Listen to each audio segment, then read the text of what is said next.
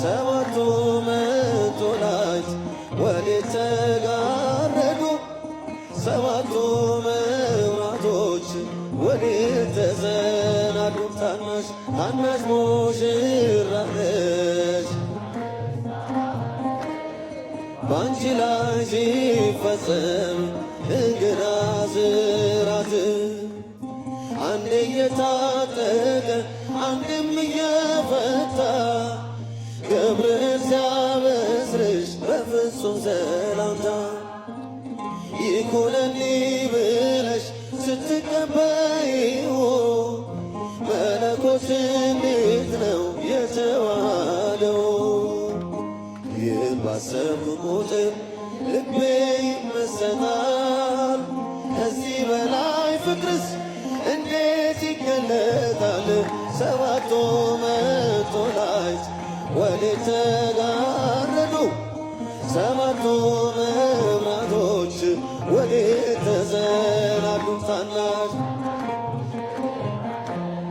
የ15 ዓመት ባንቺ ላይ ሲፈጸም እንግዳ ስራት ሁሉን የሚወስን ባንቺ ተወሰነ።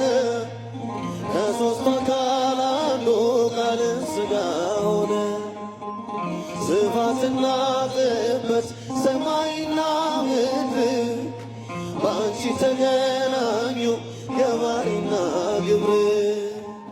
ይህን ባሰብኩ ቁጥር ልቤ ይመሰጣል። ከዚህ በላይ ፍቅርስ እንዴት ይገለጣል? ሰባቱ መቶላይት ሰባቱ መብራቶች ወዴት ተሰናዱ? ታናሽ የ15 ዓመት ባንቺ ላይ ሲፈጸም እንግዳ ስራት እንዴት ቢመርጥሽ ነው እንዴት ቢያከብርሽ ትናንትና ዛሬ ያገናኘብሽ ምዕራትና ወሰን ግዝፈትና ርቀት ባንቺ ተዋህዶ ፈጣሪና ፍጥረት። ይህን ባሰብኩ ቁጥር ልቤ ይመሰጣል። ከዚህ በላይ ፍቅርስ እንዴት ይገለጣል?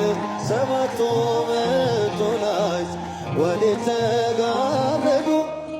ሰባቱ መብራቶች ወዴት ተሰናዱ? ታናሽ የ15 ዓመት ባንቺ ላይ ሲፈጸም እንግዳ ስራት ምስጢር ሊመረምር ይወጣል ሌላ ያልፋል ይሻገራል ከሰማይ ደመና። ነገር ግን አይችልም ምንም ቢገሰግስ ከመሰወሪያው ዘንድ ከልጅሽም ሊደርስ። ስለዚህ ቢያቅቶት ደክሞት ይመለሳል መልካ ውዳሴሽም ባድናቆት ያደርሳል። ሰባቱ መቶላይት ወዴት ተጋረዱ? ሰባቱ መብራቶች ወዴት ተሰናዱ? ታናሽ የ15 ዓመት ባንቺ ላይ ሲፈጸም